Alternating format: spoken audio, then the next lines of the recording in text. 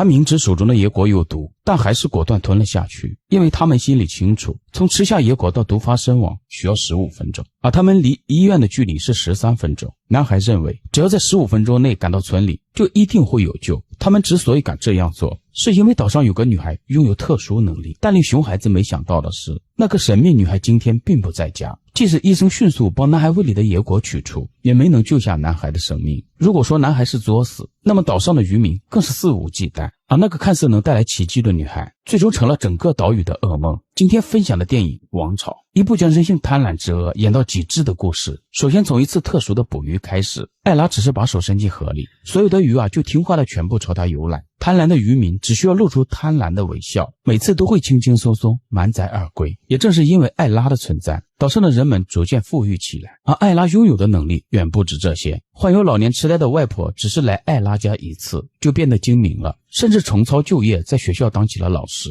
如果岛上有人受伤，在艾拉面前更是以肉眼所见的速度愈合。从这以后，艾拉家的门口每天都会排满前来看病的人。为了防止神秘女孩的消息被泄露出去，他们更是把小岛封锁起来，每个人都不可以擅自离开这座岛屿。有了艾拉这个保护伞，岛上的人们开始变得肆无忌惮。无聊的时候，他们就开始相互伤害，因为每个人心里都很清楚，不管受多严重的伤，只要到艾拉家走一趟，就会在几秒钟恢复如初。而岛上的小朋友也和大人们一样，无聊时就玩起自残的行为，故意吃山上有毒的野果消遣，结果导致岛上第一条生命被带走，也就有了故事开头的一幕。虽然艾拉不能起死回生，但他也不仅仅只能治愈。当他和好友小帅发现一个蜂窝时，一次无意的攥拳竟然让所有蜜蜂瞬间死去。这也是艾拉第一次发现自己还有攻击的能力。为了不引起未知的麻烦，艾拉就让小帅替他保密此事。但从这一刻起，意外却发生了。晚上母亲在切菜时不小心切破手指，本该愈合的伤口这次却没有愈合。难道艾拉的特殊能力消失了？为了验证事情的真相，父亲一狠心也划伤自己的手掌，果然伤口没有复原。这件事算是岛上最大的事，于是父亲就连夜召集全岛的人们，然后把艾拉能力消失的事通知大家。他希望女儿借此可以好好的休息。对于贪婪的人们，这一消息无疑是晴天霹雳。而艾拉这颗保护伞的消失，暴露的不是大家的感恩，而是集体的恐慌与愤怒。他们强烈要求艾拉亲自出来解释。艾拉的外婆梅姨竟然还带头起哄。此刻人性中的贪婪和自私被放大到极致，但不管大家如何抗议，艾拉的父亲也没有答应众人。没有艾拉帮助的日子里，渔民下海捕鱼开始变得艰难。相比以前不劳而获就满载而归，现在大家根本没有心思工作。贪婪的渔民更是把这件事怪罪在艾拉父亲大山的头上，甚至让他为岛上的生存想办法。没有艾拉能力的维持，梅姨的老年痴呆也开始复发，岛上的情况开始乱成一团。但岛上的医生却看出了这场悲剧，他提醒大山尽快离开这座小岛，因为那些贪婪的渔民是不会善罢甘休的。为了艾拉的健康，大山决定深夜就带女儿离开这里，但意外却发生了。妻子刚走到艾拉的房间，就发现自己划伤的手指突然开始愈合了。原来艾拉处于睡眠时，特殊能力就会恢复。妻子赶紧喊来丈夫，果然大山受伤的手掌也开始复原。妻子内心很是激动，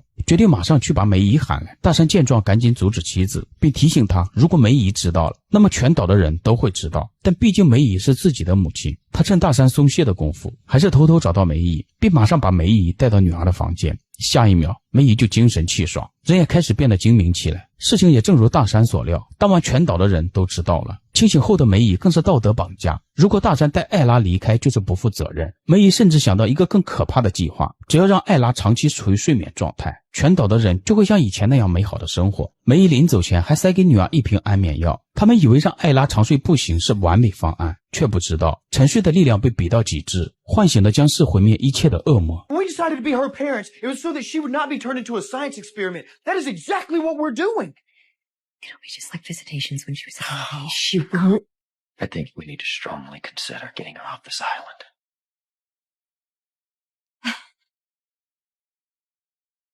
No. No, no. Things will get back to how they were.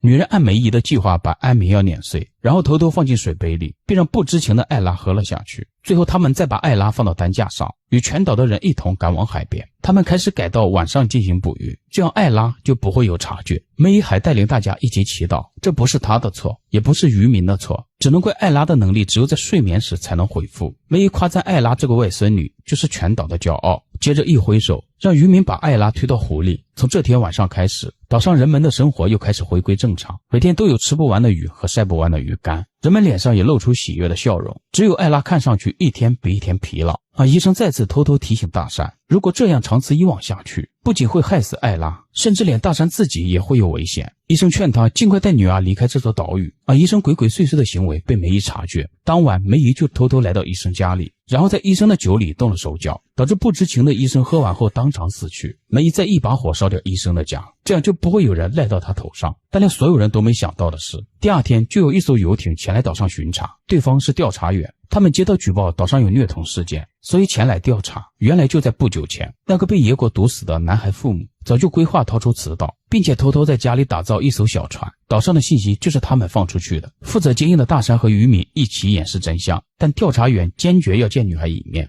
由于艾拉对自己服用药物的事并不知情，所以也就没有透露自己有特殊能力的事。但从艾拉犹豫的眼神中，调查员看出了不实，于是他们就决定把艾拉带回去询问。当然，全岛人的希望怎能轻易带走？梅姨第一个不答应，渔民更是掏枪阻拦调查员离开。不断紧张的场面促使调查员失手击中大山，下一秒，渔民毫不犹豫就开枪打死了调查员。受伤的大山让梅姨带他去找艾拉医治，梅姨趁机威胁他必须答应众人，永远不可以带艾拉离开这里。然后梅姨才带着安眠药找到艾拉的母亲，可惜因为艾拉不知道发生什么，所以无论如何他都不愿意喝母亲端来的水。情急之下，梅姨和女儿按倒艾拉，并命令她马上喝下去。就在这时，艾拉的好友小帅出现，因为手中端着真理，母女俩这才停手。小帅不仅是为了救艾拉，更是要为自己的父亲报仇，而他的父亲就是被梅姨害死的医生。就在他们试图夺回猎枪时，小帅扣动了扳机，眼前的场面让艾拉不由自主地大叫起来。这一声呐喊，艾拉神秘力量也彻底被觉醒，同时房间里的3个人也在这一刻死去。艾拉心惊胆战地走出房间，眼前的一幕让他惊呆了，因为刚刚的呐喊导致全岛的人都失去了生命。到此全片结束。这是一个关于人性贪婪之恶的故事，岛民关心的只是艾拉的能力，所以根本没把艾拉当人看待。这种自私的行为破坏了最基本的良知，以至于最终激怒了工具本身，从而导致所有人的毁灭。这种不劳而获的便利让岛民变得越来越贪婪和疯狂，甚至忘记了艾拉也是一个活生生的人，而不是一件工具。当他们为了自己的利益想要用安眠药永远控制艾拉时，